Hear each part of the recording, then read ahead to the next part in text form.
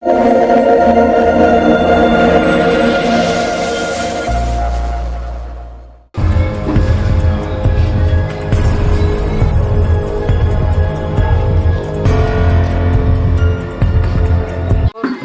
এনে থাকি না, কোয়ার্টারে থাকি। এই তো ভালোই মানে প্র্যাকটিসে যাওয়ার লাগে হলে চানা টানা খাইছে, খাইয়া সিকিউরিটি আবার সবই ঘুরা দেখে আর কি।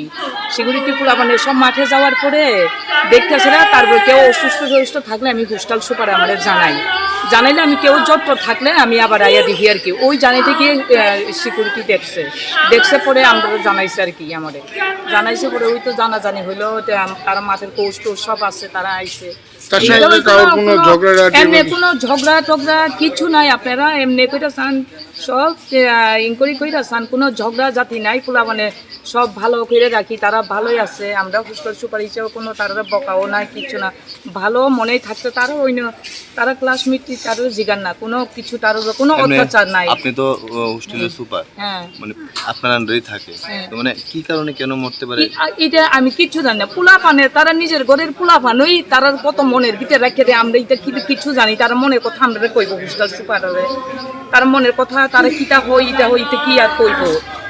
আমরা স্কুলে যাওয়ান আছে, যাওয়াই তারা সুস্থ আসেনি, আমরা ওষুধপত্র দিয়ে অসুস্থ হলে ডাক্তার দেখাই। এছাড়া তো আমরা সঙ্গে কি তার মনের কথা কি কইব নি।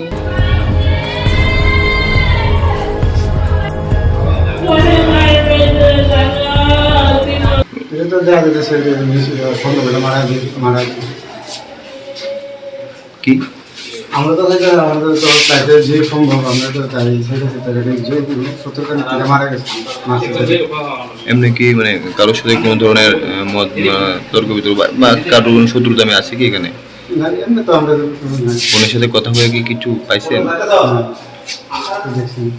এমনি আপনি দেখে কি মনে হয়েছে? দেখার ভিতরে তো দেখা যাচ্ছে যে অবস্থা দেখা যাচ্ছে, তো মারা গেছে।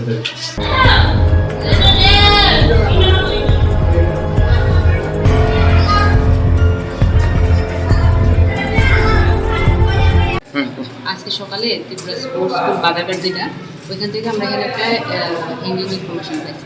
ওইটা পাওয়ার পরে আমরা এফএসএল টিম সহ এখানে আইসি, এখন ইনভেস্টিগেশনে আছে, দেখা যাক ইনভেস্টিগেশনে কী আই। প্রাথমিক কোনো তদন্তে কি বেরিয়েছে যে কি কারণে কেন?